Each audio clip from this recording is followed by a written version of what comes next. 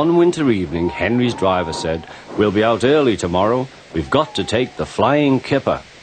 "Don't tell Gordon, but I think if we pull the Kipper nicely, the Fat Controller will let us pull the Express. The special coal they gave you is working well." "Hurrah!" cried Henry. "That will be lovely."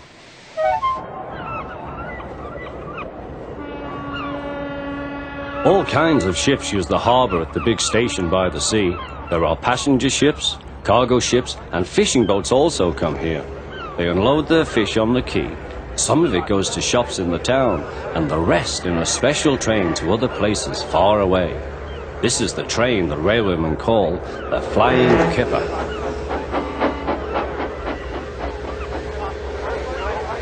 Henry was ready at 5 o'clock. There was snow and frost. Men hustled and shouted, loading the vans with crates of fish. The last door banged, the guard showed his green lamp. The Flying Kipper was ready to go.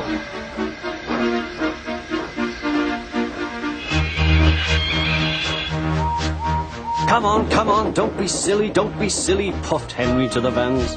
The vans shuddered and groaned, trock, trick, all right. That is better, puffed Henry.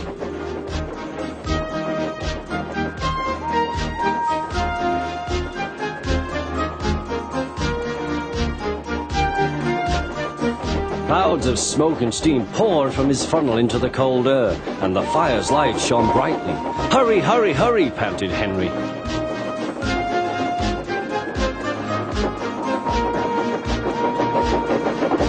They were going well.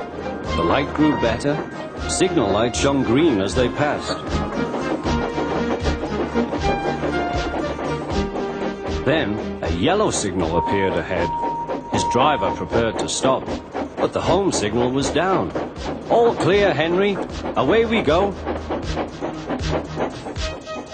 They couldn't know the points from the main line to a siding were frozen, and the home signal should have been set at danger, but snow had forced it down. A goods train was waiting in the siding to let the Flying Kipper pass, and the driver and fireman were drinking cocoa in the brake van. "The Kipper is due," said the guard. "Who cares?" said the fireman. "This is good cocoa." The driver got up. "Come on, fireman, back to our engine." They got out just in time.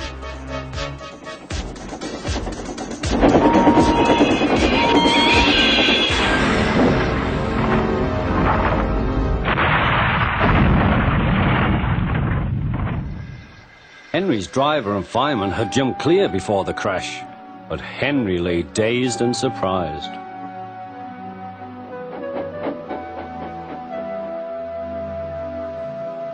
The Fat Controller came to see him. "The signal was down, sir," said Henry. "Cheer up, Henry, it wasn't your fault. Ice and snow caused the accident. I'm sending you to Crewe, a fine place for sick engines. They'll give you a new shape and a larger firebox. You'll feel a different engine and won't need special coal anymore. Won't that be nice?" "Yes, sir," said Henry doubtfully.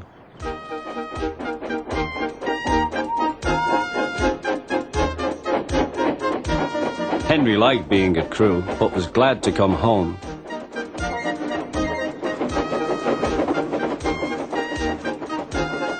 A crowd of people waited to see him arrive in his new shape. He looked so splendid and strong that they gave him 3 cheers. "Peep, peep," he whistled. "Thank you very much." I am sorry to say that a lot of little children are often late for school because they wait to see Henry go by. They often see him pulling the express. He does it so well that Gordon is jealous. But that's another story.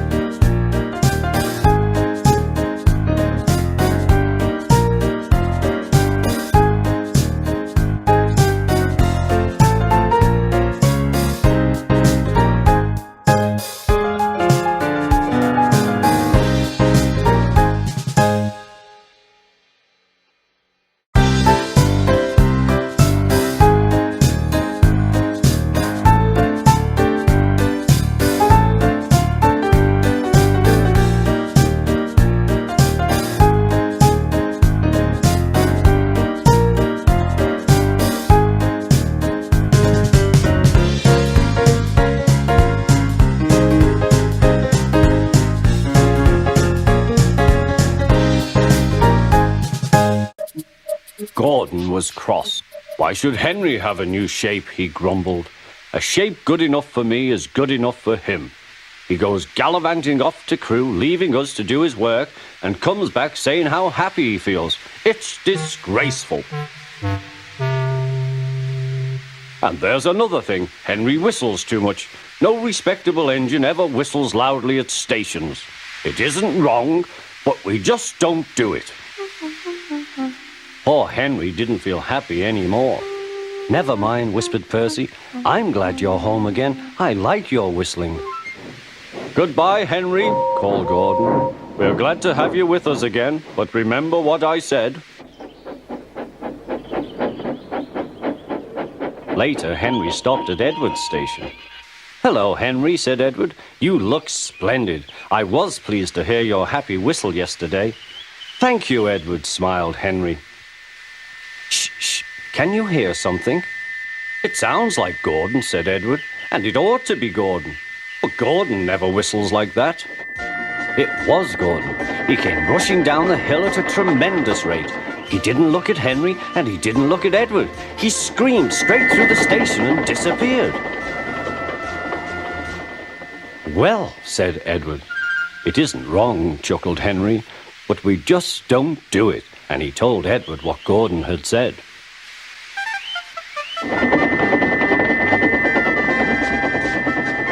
Meanwhile, Gordon screeched along the line. The noise was awful.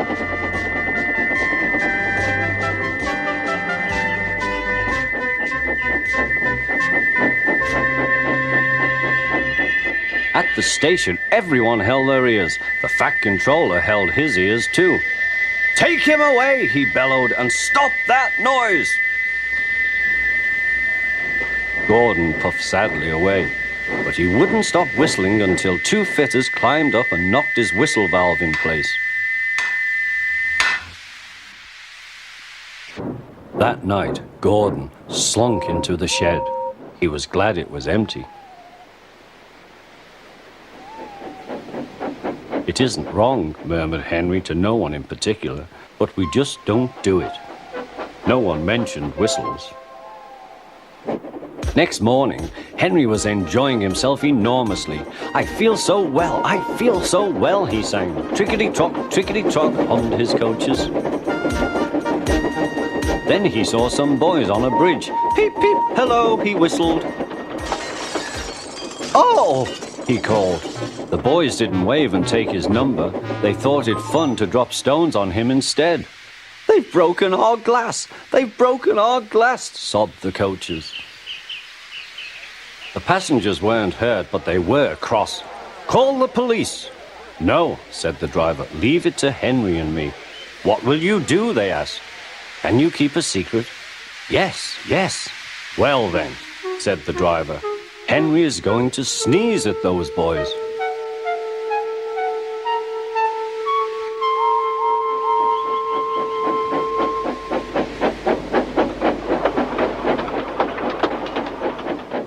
Lots of people were waiting at the station just before the bridge. They wanted to see what would happen. Henry has plenty of ashes, said the driver. Please keep all windows shut till we have passed the bridge. Henry is as excited as we are, aren't you, old fellow? Henry was feeling stuffed up. Soon they could see the boys, and they all had stones. Are you ready, Henry, said his driver. Sneeze hard when I tell you. Now, he said. Achoo, shoo!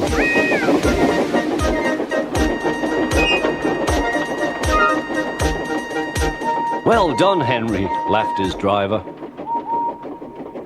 Henry went home very pleased with himself.